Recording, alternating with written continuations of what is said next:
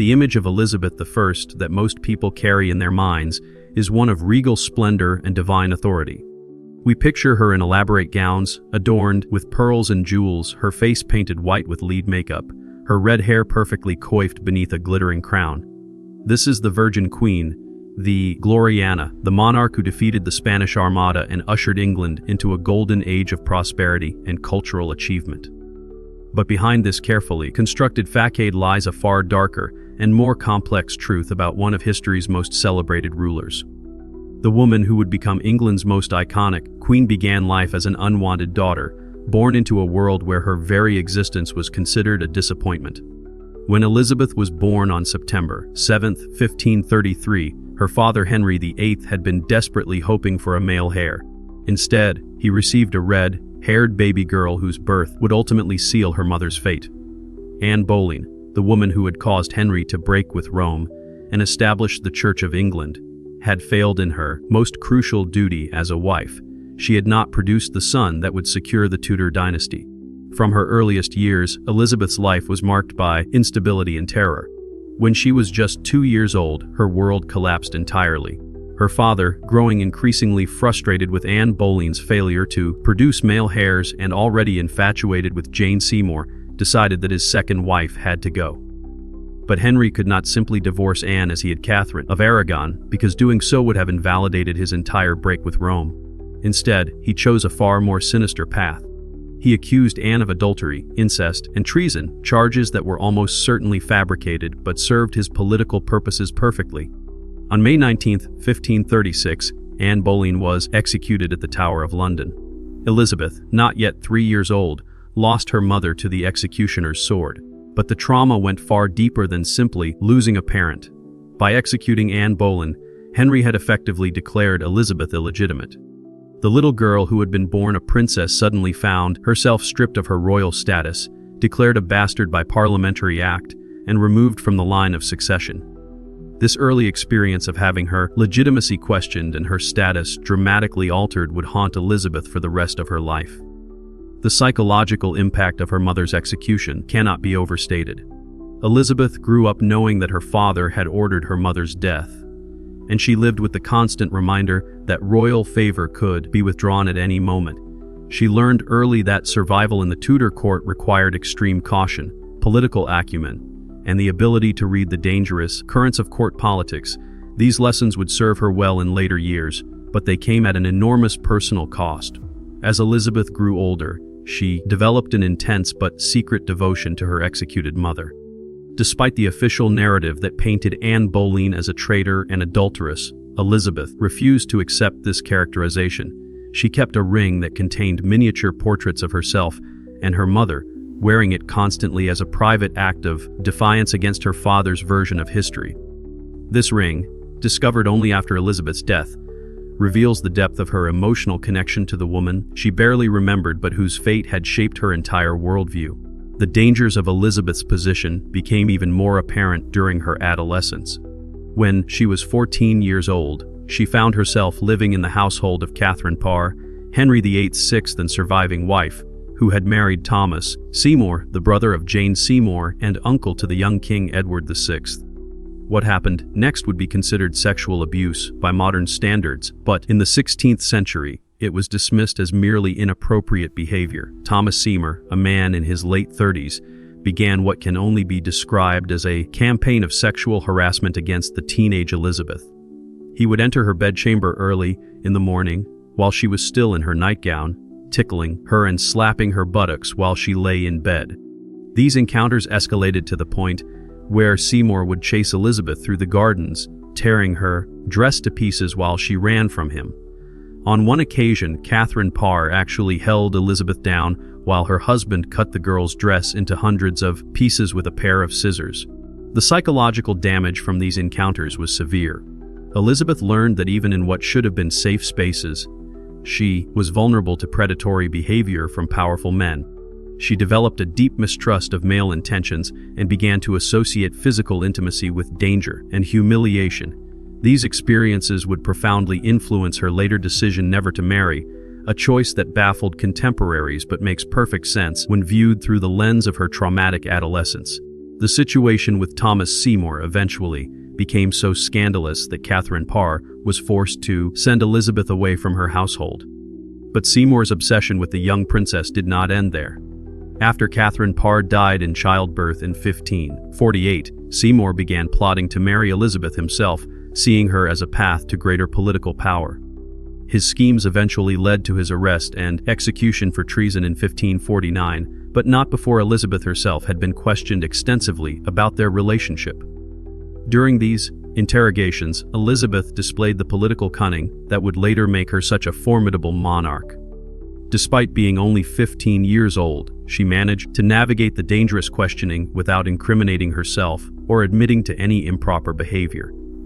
Her responses were carefully crafted to reveal nothing while appearing cooperative, a skill that would serve her well throughout her reign.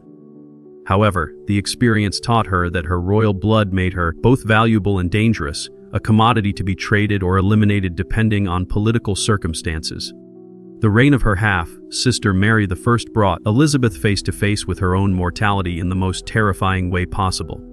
When Mary ascended the throne in 1553, she was determined to restore England to Catholicism and eliminate any threats to her authority.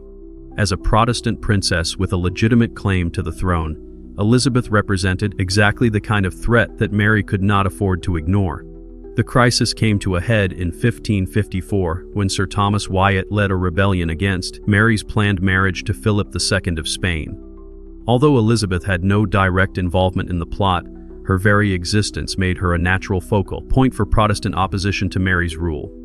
When the rebellion failed, Mary ordered Elizabeth's arrest and imprisonment in the Tower of London, the same fortress where her mother had been executed 18 years earlier. For 2 months, Elizabeth lived under the shadow of the executioner's axe. She was held in the same tower where Anne Boleyn had spent her final days, and she must have been acutely aware that her sister had already demonstrated a willingness to execute potential rivals. Mary had ordered the execution of Lady Jane Grey, who had been proclaimed queen for 9 days, along with Jane's husband and father-in-law.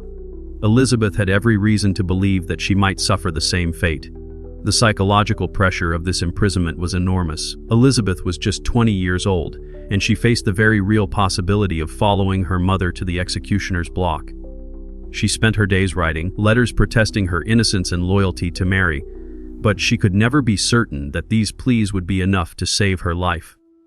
The experience of living under a death sentence for 2 months left permanent scars on Elizabeth's psyche and reinforced her conviction that survival required absolute control over every aspect of her environment. When Elizabeth was finally released from the tower, she was not freed entirely. Instead, she was placed under house arrest at Woodstock Palace, where she remained for nearly a year under constant surveillance. Even after her eventual return to court, she lived with the knowledge that Mary continued to view her with suspicion and that her position remained precarious. This experience of near execution and prolonged imprisonment taught Elizabeth that mercy was a luxury she could not afford to extend to her own enemies when she eventually came to power. The trauma of these early experiences fundamentally shaped Elizabeth's approach to relationships and power. She learned that emotional attachments were dangerous vulnerabilities that could be exploited by enemies. She discovered that her royal blood made her simultaneously precious and expendable, valuable as a political pawn but dangerous as a potential rival. Most importantly, she internalized the lesson that survival required absolute control over information, emotions, and the people around her. These psychological wounds help explain many of Elizabeth's later behaviors that puzzled contemporaries and continue to intrigue historians. Her refusal to marry, despite enormous political pressure and numerous suitors, makes perfect sense when viewed as the response of someone who had learned to associate intimate relationships with danger and betrayal. Her obsessive control over her image and public presentation reflects the understanding of someone who knew that perception could mean the difference between life and death. The young woman who emerged from these traumatic experiences was brilliant, cautious, and ruthless in equal measure. She had learned to compartmentalize her emotions, to present different faces to different audiences, and to trust no one completely. These were the survival skills that would make her one of England's most successful monarchs, but they came at an enormous personal cost. The Elizabeth who ascended the throne in 1558 was already psychologically scarred by experiences that would have broken many people entirely. Understanding these formative traumas is crucial to comprehending the darker aspects of Elizabeth's later reign. The woman who would become known for her political brilliance and cultural achievements was also capable of extraordinary cruelty and ruthlessness.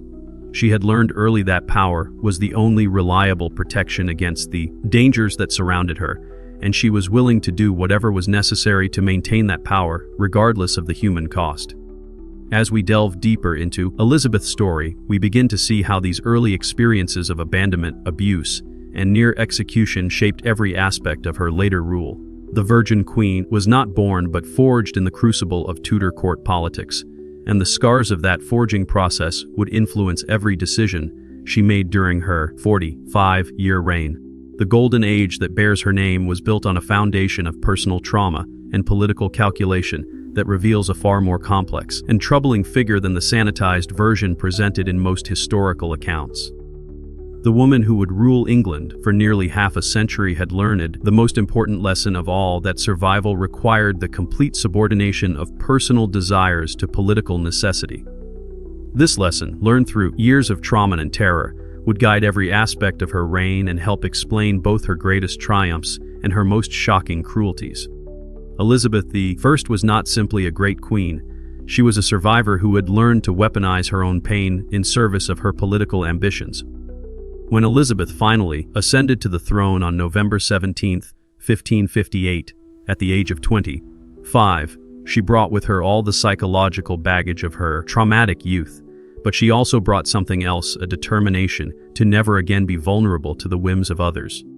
The crown gave her the power to control her own fate, and she intended to use that power to ensure that no one could ever again threaten her survival. What followed was a reign marked by political brilliance, cultural achievement, and a level of personal ruthlessness that would have shocked those who knew only the public image of the Virgin Queen. The transformation from traumatized princess to absolute monarch did not heal Elizabeth's psychological wounds. Instead, it gave her the tools to ensure that others would bear the cost of her survival. The golden age that followed was built on a foundation of calculated cruelty and political manipulation that reveals the true price of Elizabeth's remarkable reign. Behind the glittering facade of Gloriana lay a woman who had learned that power was the only reliable protection against a world that had shown her nothing but betrayal and danger from her earliest years. Now that we have explored the traumatic foundations of Elizabeth's character, we must examine how these early experiences manifested themselves in her actual exercise of power. The woman who emerged from the crucible of Tudor court politics was not the serene and dignified figure of popular imagination, but rather a complex and often terrifying ruler whose personal demons drove her to extraordinary acts of both brilliance and brutality. One of the most shocking aspects of Elizabeth's personality was her explosive temper, which could erupt without warning, and with devastating consequences for those around her. Contemporary accounts describe a queen who was capable of flying into rages so violent that courtiers feared for their physical safety. When displeased, Elizabeth would scream obscenities that would have made a sailor blush, hurling objects at anyone within reach and threatening violence against those who had incurred her wrath. Sir John Harington, Elizabeth's godson and one of her courtiers, recorded numerous instances of the Queen's terrifying outbursts. On one occasion, when a courtier dared to suggest that she was growing old, Elizabeth grabbed a nearby mirror and hurled it at his head, screaming that she would have him executed for his insolence. The man barely escaped with his life, and the incident served as a warning to others about the dangers of provoking the Queen's ire.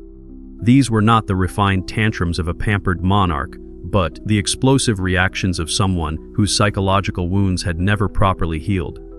Elizabeth's language during these outbursts was particularly shocking to contemporary observers. The Virgin Queen, supposedly the epitome of feminine virtue and refinement, regularly employed profanity that would have been considered scandalous coming from a common tavern keeper. She referred to her enemies using terms that cannot be repeated in polite company, and her creative combinations of curses and insults became legendary among those who witnessed them. This crude vocabulary was yet another manifestation of the psychological armor she had developed to protect herself from a world she perceived as fundamentally hostile. The Queen's violent temper was not limited to verbal abuse. There are numerous recorded instances of Elizabeth physically attacking courtiers who displeased her. She once boxed the ears of a lady, in waiting so hard that the woman was left partially deaf, and on another occasion she broke a courtier's finger when he attempted to restrain her during one of her rages. These physical assaults were not the actions of someone who had learned to control her emotions, but rather the desperate lashing out of someone whose early traumas had left her incapable of processing frustration and anger in healthy ways. Perhaps even more shocking than her violent outbursts was Elizabeth's capacity for calculated cruelty toward those who had once been close to her. The most devastating example of this was her treatment of Robert de Vaux, the second Earl of Essex, who had been one of her closest companions and quite possibly her lover. Essex was a charismatic young nobleman who had captured Elizabeth's attention in her later years, becoming the last great favorite of her reign. Their relationship was intense and passionate, marked by dramatic reconciliations and equally dramatic quarrels. However, when Essex's political ambitions led him to stage an unsuccessful coup attempt in 1601, Elizabeth's response was swift and merciless. Despite their intimate relationship and despite Essex's obvious mental instability, she ordered his execution without hesitation. But the manner of his death revealed the depth of her cruelty. Rather than granting him the quick death of beheading that was traditional for nobility, Elizabeth ensured that Essex's execution was botched, requiring multiple blows from the executioner's axe. Some historians suggest this was accidental, but given Elizabeth's attention to detail in all other matters, it seems more likely that she deliberately orchestrated this prolonged and agonizing death as punishment for his betrayal. The execution of Essex was not an isolated incident, but part of a pattern of ruthless elimination of anyone who threatened Elizabeth's power. Her treatment of Mary, Queen of Scots, provides another chilling example of her capacity for calculated cruelty. Mary had been Elizabeth's prisoner for 19 years, held under house arrest in various English castles while Elizabeth deliberated over her fate. During this time, Mary repeatedly appealed to Elizabeth as a fellow queen and as a kinswoman, begging for mercy and understanding. Elizabeth's response was to orchestrate one of the most elaborate judicial murders in English history. She encouraged plots against Mary while simultaneously gathering evidence of Mary's involvement in these same plots. When Mary finally fell into the trap by endorsing the Babington plot to assassinate Elizabeth, the English queen had all the justification she needed for execution. But even then, Elizabeth's cruelty extended beyond mere death. She ensured that Mary's execution was delayed and drawn out, forcing the Scottish queen to endure months of psychological torture before finally meeting her end. The manner of Mary's execution itself reveals Elizabeth's sadistic attention to detail. Rather than allowing Mary to die with dignity, Elizabeth ensured that every aspect of the execution was designed to maximize humiliation and suffering. Mary was forced to undress in front of the assembled crowd, revealing the hair shirt she wore as penance. When the executioner's first blow failed to sever her head completely, leaving Mary's lips still moving in prayer, Elizabeth made sure that the gruesome details were widely circulated as a warning to other potential rivals. But perhaps the most disturbing aspect of Elizabeth's character was her ability to maintain intimate relationships while simultaneously planning the destruction of her partners. The Queen's romantic life, despite her carefully cultivated image as the Virgin Queen, was far more complex and active than most people realize. She maintained passionate relationships with several men throughout her reign, including Robert Dudley, Christopher Hatton, and the aforementioned Robert de Vaux. However, these relationships were always subordinated to her political needs, and she was willing to sacrifice even her closest lovers when they became inconvenient. Her relationship with Robert Dudley, which lasted for decades and was widely believed to be sexual in nature, provides a perfect example of this pattern. Dudley was married when their affair began, but his wife Amy Robsart died under mysterious circumstances in 1560, falling down a flight of stairs when she was alone in the house. Many contemporaries suspected that Dudley had murdered his wife to clear the way for marriage to Elizabeth, and some even suggested that Elizabeth herself had been involved in the plot. While these accusations were never proven, the suspicious nature of Amy's death created a scandal that followed both Elizabeth and Dudley for the rest of their lives. Despite their long relationship and obvious affection for each other, Elizabeth ultimately refused to marry Dudley, not out of moral scruples about his possible involvement in his wife's death, but because she calculated that the political costs of such a marriage would outweigh the personal benefits. When Dudley eventually married someone else without her permission, Elizabeth's rage was terrifying to behold. She threatened to have him executed for treason and only relented when other courtiers convinced her that such an action would create more problems than it would solve. Elizabeth's treatment of her female courtiers was equally ruthless. She demanded absolute loyalty and obedience from the women who served her, and she reacted with fury when any of them dared to marry or pursue romantic relationships without her permission. She once imprisoned Lettice Knollys, who had married Robert Dudley, and refused to allow her at court for the rest of her reign. When another lady in waiting, Mary Shelton, secretly married Elizabeth, had her throne in the Tower of London and threatened with execution. This obsessive control over the personal lives of those around her reveals the depth of Elizabeth's psychological damage. Having learned early that emotional attachments were dangerous vulnerabilities, she sought to prevent anyone in her orbit from forming the kind of independent relationships that might threaten their loyalty to her. She wanted to be the sole focus of everyone's emotional energy, and she was willing to destroy anyone who dared to divide their attention between her and another person. The Queen's paranoia extended to every aspect of court life. She maintained an extensive network of spies and informants who reported on the activities and conversations of courtiers, foreign ambassadors, and ordinary citizens. Her spymaster, Francis Walsingham, operated one of the most sophisticated intelligence networks in Europe, but Elizabeth supplemented his official activities with her own private sources of information. She trusted no one completely, not even her closest advisors, and she regularly played different factions against each other to prevent any single group from becoming too powerful. This constant surveillance and manipulation created an atmosphere of terror at court that was carefully hidden from public view. Courtiers lived in constant fear of saying or doing something that might be misinterpreted as disloyalty, and many developed nervous conditions from the stress of trying to navigate Elizabeth's unpredictable moods and demands. The golden age of Elizabethan England was built on the psychological suffering of those who were forced to live under the Queen's direct authority. Elizabeth's cruelty was not limited to those in her immediate circle but extended to her treatment of ordinary subjects who crossed her path. She regularly ordered brutal punishments for minor infractions, and she took personal pleasure in hearing detailed accounts of the suffering inflicted on her enemies. When Catholic priests were captured and executed during her reign, she insisted on receiving graphic descriptions of their torture and death, and contemporary accounts suggest that she derived satisfaction from these reports. The Queen's treatment of religious minorities reveals another disturbing aspect of her character. While she is often praised for her relative religious tolerance compared to her predecessors, the reality was far more complex. Elizabeth's religious policy was driven not by genuine tolerance, but by political calculation, and she was perfectly willing to persecute and execute religious minorities when it served her purposes.